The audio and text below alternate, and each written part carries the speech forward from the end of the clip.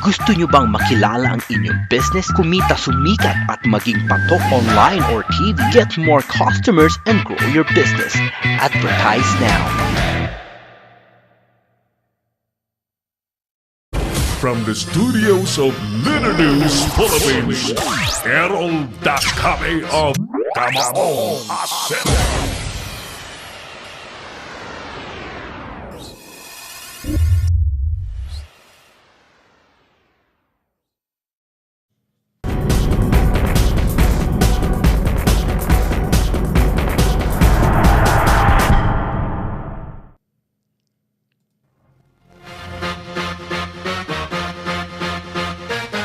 Kaibigan, ng isang linggo pa ho nagkakahamunan ng debate ng mga kandidato sa pagkasenador. At ang masigasig pong humamon po ng debate sa mga isyu ay ang kandidato po ng Liberal Party ng Otso Diretso ng oposisyon. Pero hindi po pinapatulan ng mga kandidato po ng administration, and instead sa halip daw na makipagdebate, humarap po sa isang formal na debate, ay mas mabuti raw na mangampanya na lamang po sila. Honestly speaking mga kaibigan, ang debate, doon po natin makikita una anong paninindigan ng kandidato na tumatakbo sa pagkasenador o pagkakongresista. Number two, dyan po natin masusukat din ang kaalaman, kaalamang intelektual ng mga kumakandidato. Okay? Kaya nga ang topic po natin ngayon dapat bang mga degree holder ang kumakandidatong senador at mga kongresista at dapat talagang matatalino? Or pwede na kahit sino, basta, gwapo, magaling kumanta, maputi, artista, mayaman, o sikat. Yan. Pwede na. Basta may panggastos. What do you think about that, ladies and gentlemen? Ang ating mga telepono po ay 0927-4942-175 and 0949-736-5000. Sumali po kayo sa ating talastasan mga kaibigan at sabi po ni Timoteo Giganso, Lana yan, Edsawan, isa ako dyan noon. Dapat dyan malabanan. Siguro yung malabanan, Poso Negro. Ano po ang inyong masasabi? Dapat bang degree holder ang mga kumakandidatong senador at mga kongresista? As promised mga kaibigan, nasa linya na po natin si... mga 5 minutes pa. 5 minutes saglit ha.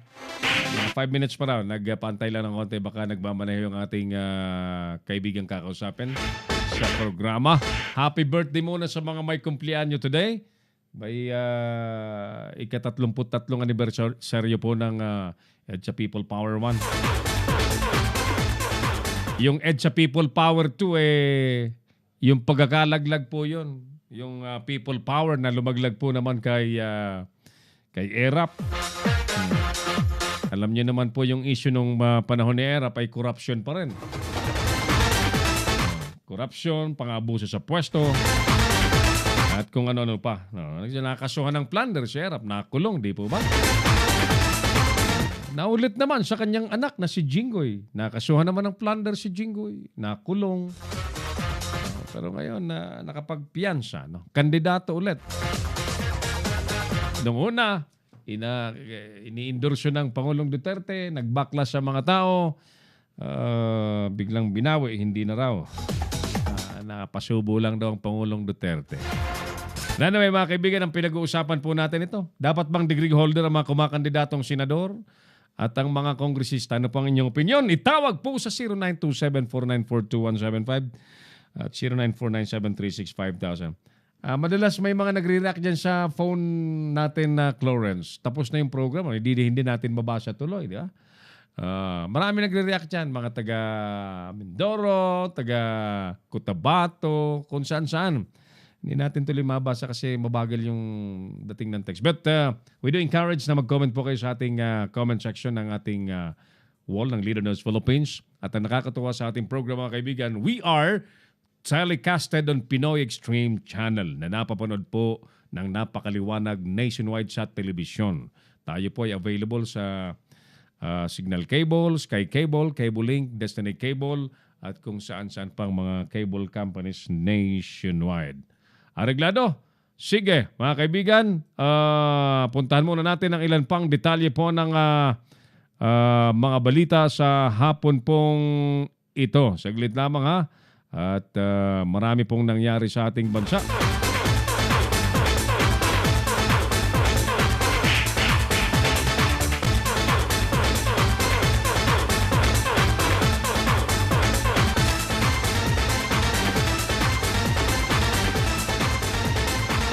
Nice ko palang batiin muna ng congratulations ang ating kaibigang si Pastor Dr. Bobby Brimon sa parangal na kanyang tinanggap mula po sa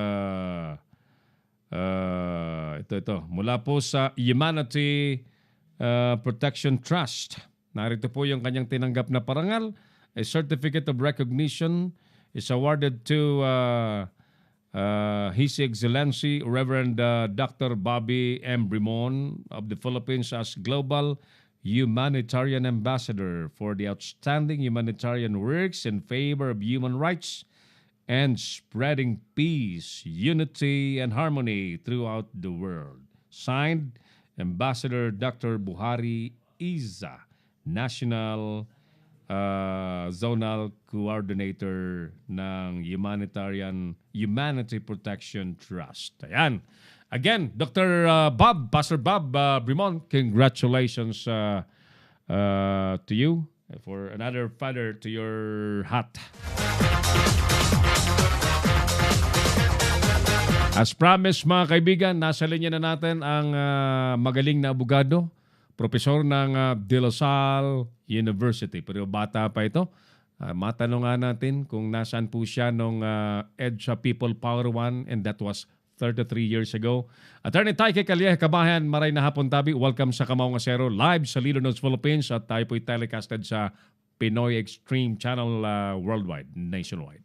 Maray na hapon man po sa imo, Errol, at magandang hapon sa mga kababayan natin. It's our pleasure to have you.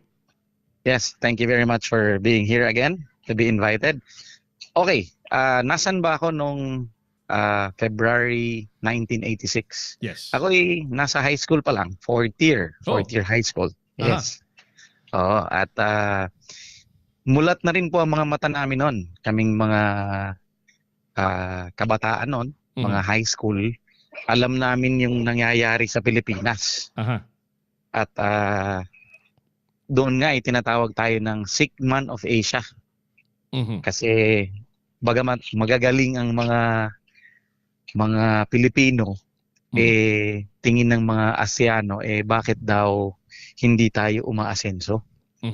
So, yun yung mga katanungan namin nung high school kasi very idealist kami. Kaya nung nagkaroon ng pagkakataon na magkaroon ng pagbabago sa gobyerno, kasi natatandaan namin, pinanganak ako, si Marcos na presidente noon, at 16 years later, siya pa rin. So sabi namin, we were longing for a change. At natakot nga kami nang narinig namin na merong parang kaguluhan sa Maynila.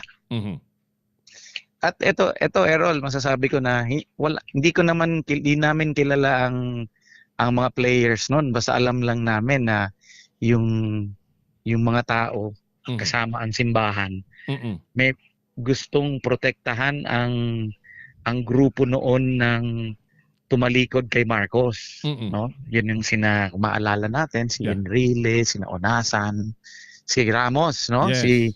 Si Ramos. Na ito'y pinsan din ni Marcos, no? Siya yung chief of staff nung panahon na yon. Or siya yung head ng Armed Forces of the Philippines.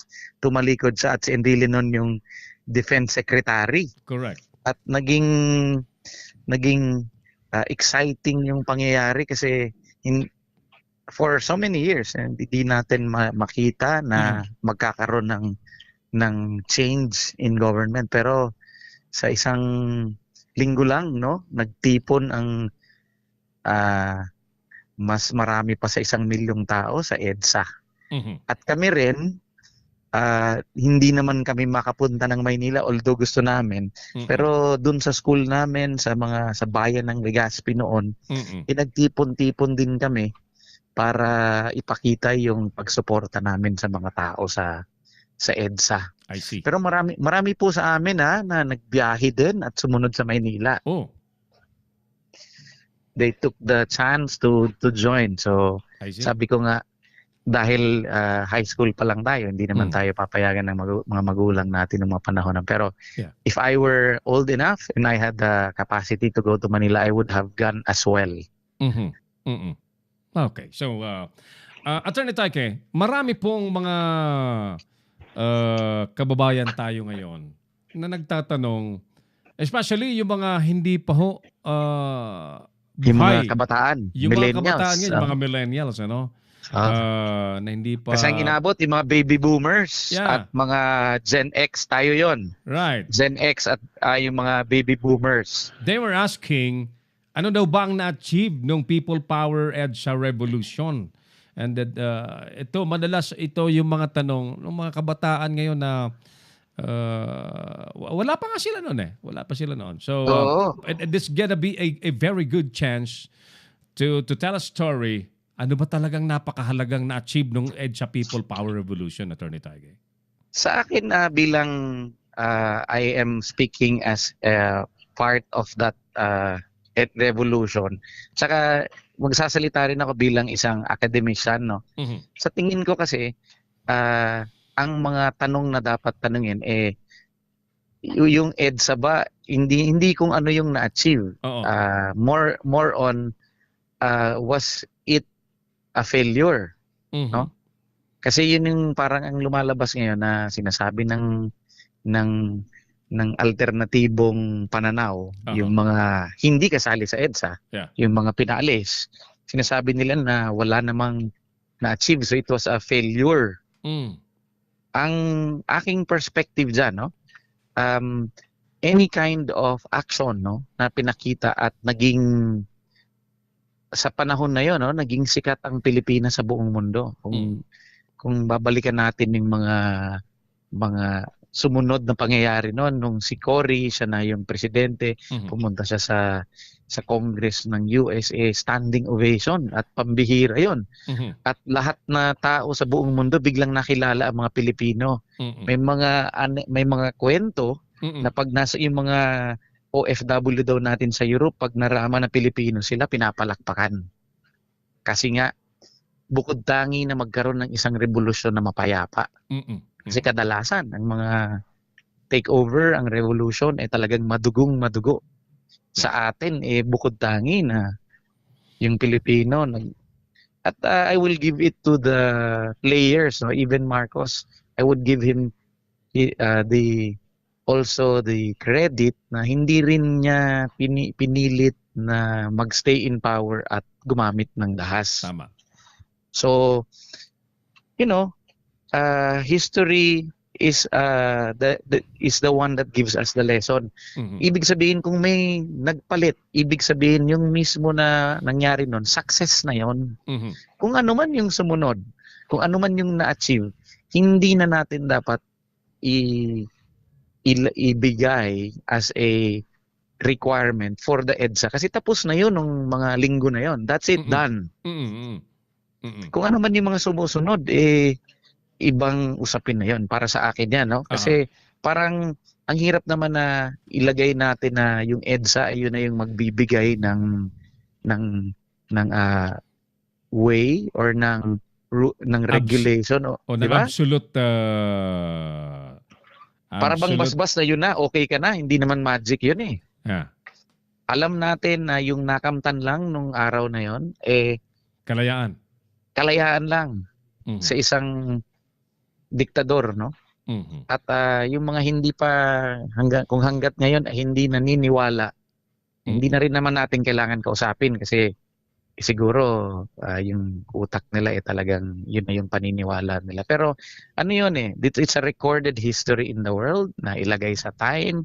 Yung diktador na Marcos at si Imelda Marcos tinaguri ang isa sa mga pinaka-corrupt na leader sa buong mundo, nagpayaman, isa sa mga pinaka-top na nakuhang ninakaw sa kaban ng bayan ng Pilipinas. Recorded po yon at may mga kaso. Mhm. Hindi na natin kailangan balikan yan. Mhm. Mhm. Ang nangyari lang noon nabago. Nagkaroon ng pagkakataon na mabigyan ng ng oportunidad na iba naman yung mamuno. Mhm. At hindi ibig sabihin na talagang mahusay din. Yeah. Kung maalala natin yung pumalit si Tita Cory isang hindi naman talaga siya batikang politiko. In fact, although matalino din siya, no? Valedictorian yun sa kung saan man siya nag-aral. Alam ko sa Sames ko. Mhm. Pero hindi naman siya masyadong nagtrabaho o kaya pumasok sa politika kasi Walang karanasan sa madaling sabi. naging ano lang siya, naging housewife. masunuring asawa sa isang Ninoy Aquino. Tama. Yun lang yung kanyang kumbaga experience sa politika. Nakikita niya lang yung asawa niya. Aha. Kung anong ginagawa. So kung ano man ang nailagay doon ni Cory, yung sinseridad at ano lang naman, no, napagbigyan ng pagkakataon na lumago ang demokrasya. Mhm. At mahirap, no? Errol, yun ang masasabi ko, ang isang democratic society ay hindi rin madali. Kasi ang daming forces, no? Ang daming kontrapelo sa isang kongresong masyadong democratic, unruly yan. Mhm. Kaya nga ang gusto ng mga very powerful presidents or leaders, gusto nila yung hawak nila ang kanilang legislatures. Yeah. Parang yung presidente natin ngayon, gusto niya hawak niya. Mhm. Ayaw niya, kaya nga kumbaga gusto niya sunod-sunuran lang. Kasi mas madali naman talaga ang pagpatakbo ng isang bayan kung ganon. Tama. But I would always say na while a dictatorship is an easy way out, democracy, freedom is still the way to go. Kasi doon mo talaga makikita yung totoong paglago ng isang bayan kung ano siya, kung laya na ginagawa ang mga kailangan gawin. Tama. Okay. Malayo pa tayo doon. Alright. We are far from there. Okay. Dahil 33 years ago yung nangyaring yan sa People Power 1, sadyang maraming parang wala nang pakialam, Attorney Taiki, ano? At di rin natin sila masisisi basta-basta. Yeah, siguro because they were not tayo, there. Errol, ikaw at ako, may pagkukulang tayo at hindi natin naikwento. Kahit pa paano nagpabayarin tayo.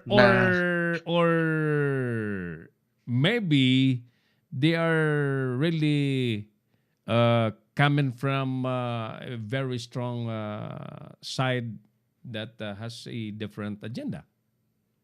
Ay, kasama na yon. Siyempre, sa isang magkatunggali, no? Yeah. Hindi naman ibig sabihin na nanalo na nung EDSA, wala na yung other side. Yeah. Nandun pa rin yun. At gawa nga ng peaceful revolution tayo. Yeah. Unlike sa ibang mga bansa, no? Maraming namamatay. Pinapatay. Tama. Alright. Okay. Balikan natin. Naputol yung linya natin. One more question na lang, then out na tayo. Si Attorney Taiki Calleja po, professor ng De La Salle University ang ating kausap. Batiin muna natin si John Garcia dyan sa Dasmariñas, Cavite. Nanonood daw sa atin, Clarence. At si Tol William Bragais, si Johnny Peralta Cabling, nanonood sa atin. Who else? Herbert Mabini, magandang hapon, maraming hapon. Tol Edmond Dakuya, si Primong Sarsi Consulta, magandang hapon.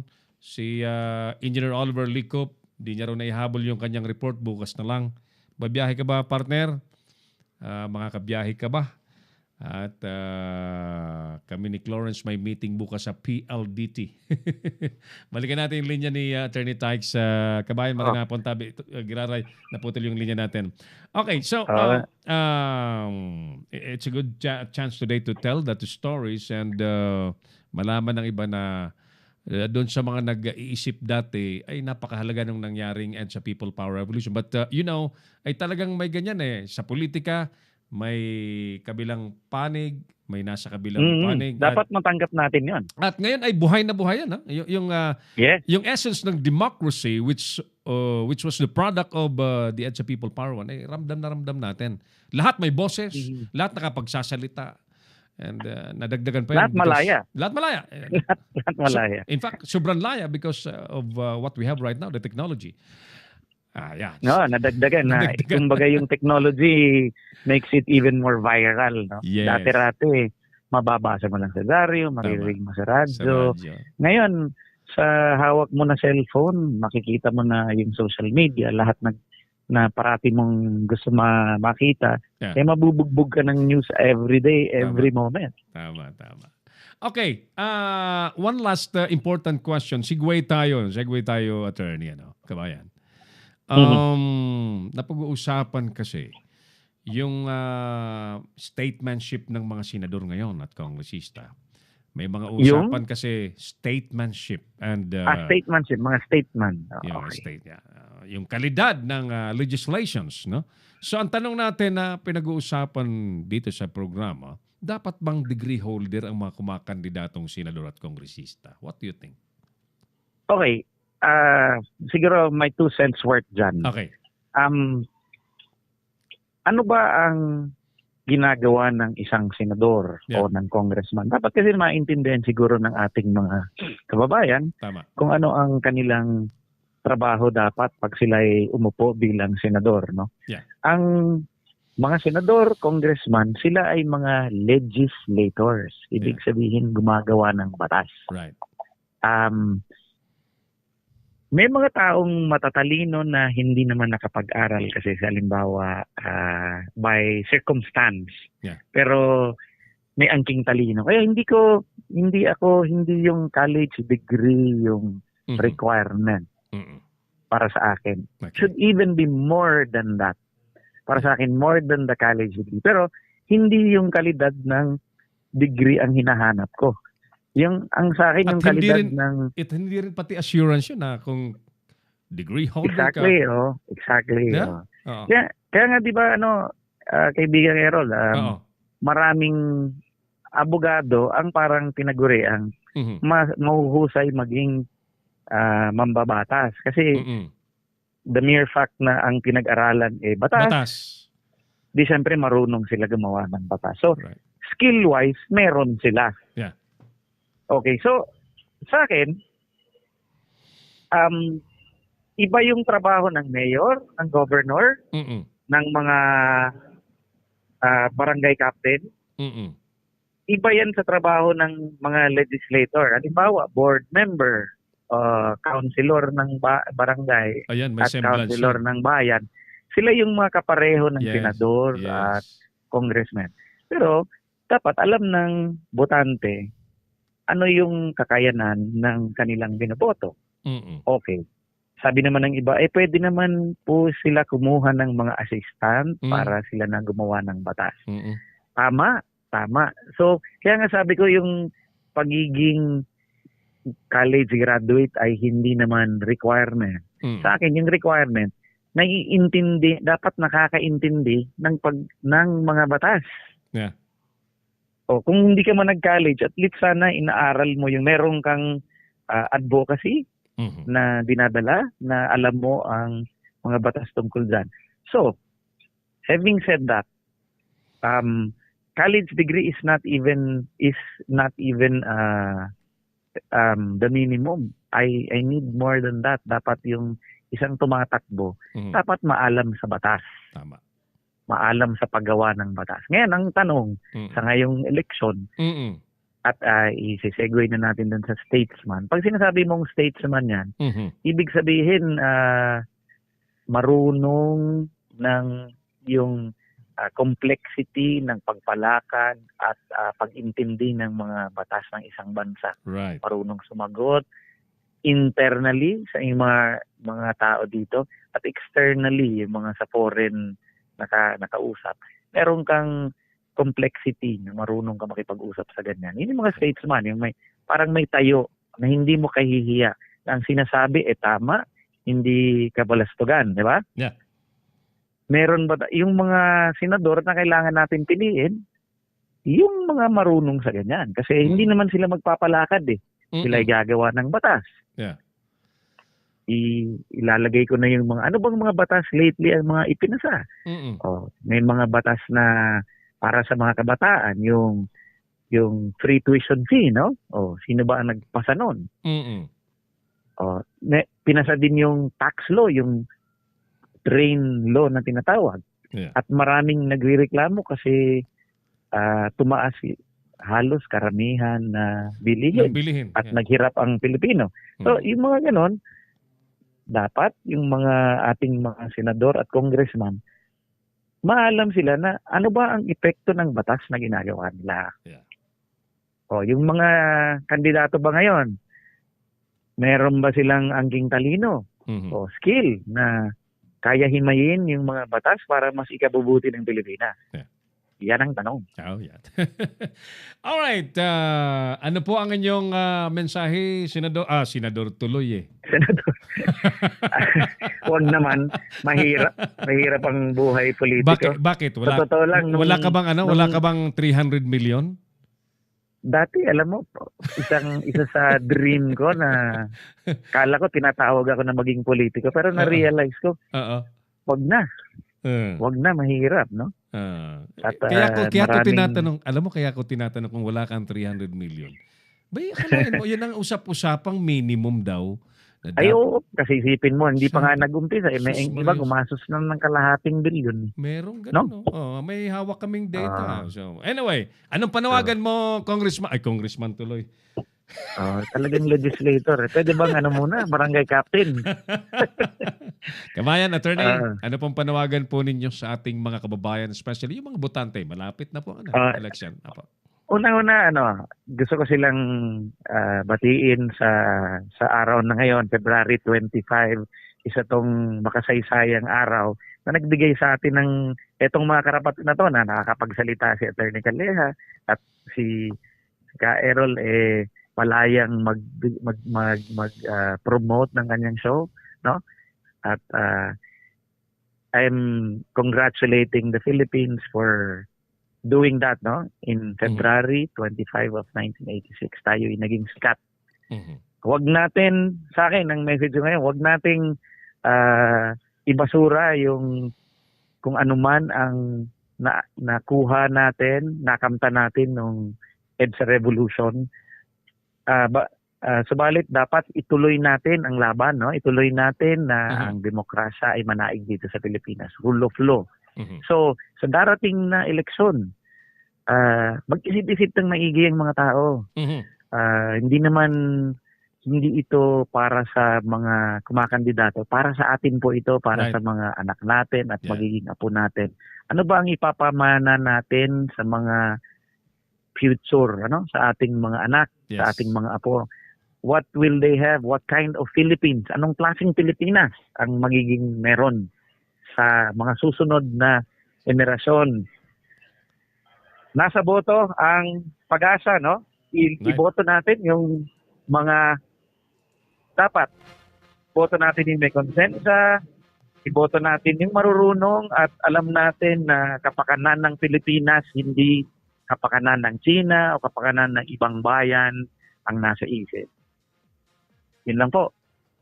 Thank you so much. Thank you. Salamat for inviting me again, Carol. It's a pleasure at salamat din kabayan Attorney Taike Calleja for this meaningful discussion ngayong hapon. Thank you, sir. Sige po. Bye-bye. Attorney Taike Calleja, profesor ng De La Salle University ang ating nakausap sa ating special segment na Mano-Mano ng Kamaong Asero. Balikan na po natin ang mga isyong binantayang maghapon. Presyo po ng langis tataas daw bukas. Anunsyo po yan ng mga petroleum companies. Duterte naman nagbabala. Pinakadelikado raw ang kanyang huling taong termino sa mga sangkot sa drugs. 7 kasapi naman po ng robbery group sa Batangas nanlaban. Kaya't pinatay daw, napatay ng mga PNP. PIDEA kinababahala ng magkakasunod na pagkakasabat ng Cebu sa Zamboanga. Hindi naman daw nasisindak ang PIDEA sa mga sindikato. Makarang makarecover naman ng 34 na blocking cocaine. 2 mangingisda pinarangalan. Sa ibang balita, BOC bumuo ng Special Response Team sa pagkasunog po ng kanilang building. Mga aktivista sa South Cotabato ipapanawagan daw pagtatanggal na ng martial law sa Mindanao. Na-suffocate 2 lalaki patay sa loob ng septic tank. Cease and desist order ng Securities and Exchange Commission laban po sa kapa. Protection daw yan sa mga tao. Vegetable frost ikinalugi na ng mga magsasaka sa Benguet at sa Mountain Province. At dahil naman po sa agawan sa microphone, sino bang mahilig kumanta sa video? Kami ni Lester, sanay na sanay dyan makipag-hiraman ng microphone pero hindi kami nag-aagawan. Kasi marami kaming microphone. Dito sa studio, ilan ang microphone namin? 5 ang microphone namin dito. Kaya hindi po mag-aagawan ng mga guests namin. Bago ko po tunghayan ang puntahan yung ating tanong.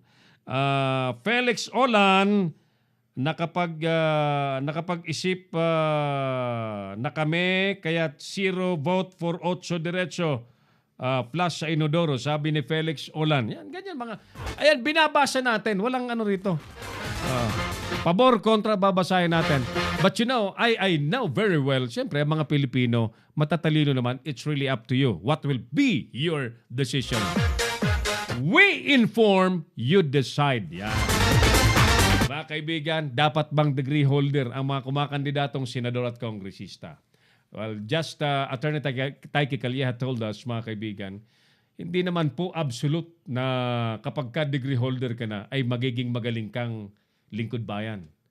It's really more than that. You should have the heart and mind to honestly serve the public.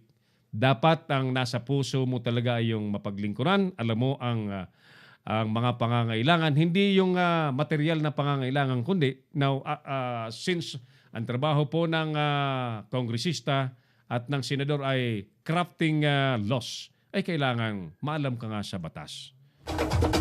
At kung hindi ka man maalam sa batas, ay kailangan mong mapag-aralan ang mga bagay-bagay na pinasok mong trabaho so that you can be an effective legislator once you are now a full-fledged senator or a congressman. Again, ang sagot po natin, hindi po garantiya ang magkaroon po ng degree or masteral or doctoral na ikaw ay magiging magaling na public servant, magiging magaling na lingkod bayan.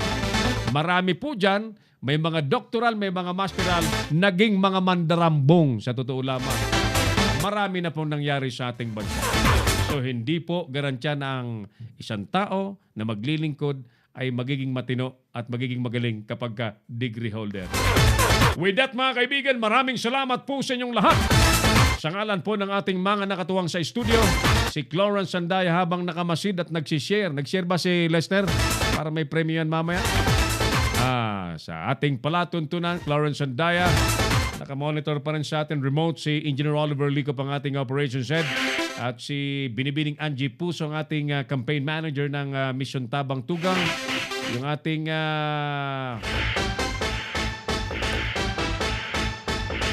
engineering consultant. Yan, engineering consultant. Meron na tayong engineering consultant na Tycon Marabillion. Partner, magandang hapon sa iyo. Marian Consulta, Primang Marian, maray na hapon. At sa mga nanonood sa ating palaton, super overtime po kami. Sorry po for this. Napasarap lamang po ang aming hapon sa araw na ito ng Monday kasi holiday. Maraming salamat po sa inyong lahat. Ako pa rin po ang inyong kamaong asero, si Errol Dacame. Maraming salamat. God bless Pilipinas! Inyong napanood ang mga batas na banat ni Errol Dacame sa Kamaong Asero. Abangang muli dito sa Little News Philippines.